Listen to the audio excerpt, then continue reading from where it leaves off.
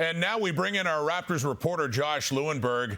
Pascal Siakam, Josh, was an all-star this season. He had career highs in points and assists while he led the NBA in minutes for a second straight year. He has certainly held up his end of the bargain in the regular season. But ultimately, is it fair to say that he's going to be judged on what happens after this point? Well, I wouldn't say that. If this were a team that we were expecting to make a deep run, then yes, for sure. But it's not fair to judge his season based on one or two play-in games. If you look at the body of work, he's had a really good season. Not as good as he would have hoped for, mind you. He came into this year talking about top 5.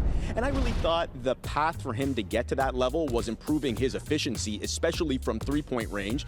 And he actually took a bit of a dip in that area this year. But he did take a next step in several other areas, most notably his playmaking. So he's been really good. The question is whether he's been good enough to earn all NBA honors for the second straight season.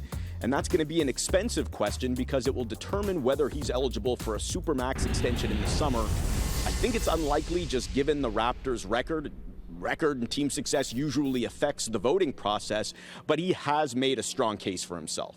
The Raptors went 15-11 after they traded for center Jakob Poeltl, and they had the 6th best defense in the NBA during that span. Now, on one hand, the returns have been encouraging with Poeltl on the team.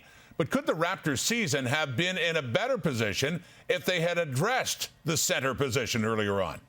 For sure. I know a lot of people are critical of what the Raptors did at the deadline or what they didn't do. But for me, the bigger issue is standing pat last offseason. The Raptors went into this year with the hopes of building on their 48-win campaign and banking on internal growth, but they didn't address their most glaring needs during the summer. Of course, they needed depth and shooting and playmaking in the half court. They needed a backup point guard, and of course, they needed a center. They didn't have a lot of resources to work with, in fairness. I mean, they had the mid-level exception, which they used on Otto Porter Jr., but that didn't work out. The internal growth didn't pan out as they were hoping, at least not as quickly as they were hoping. So a lot of those holes that I mentioned have really been exposed. Although, yes, I would agree that the arrival of Poeltl really filled one of those holes. The Raptors will know their potential second play-in opponent tonight, with the loser of the Heat and Hawks hosting the winner of the Raptors and the Bulls on Friday. Josh Lewenberg, thank you.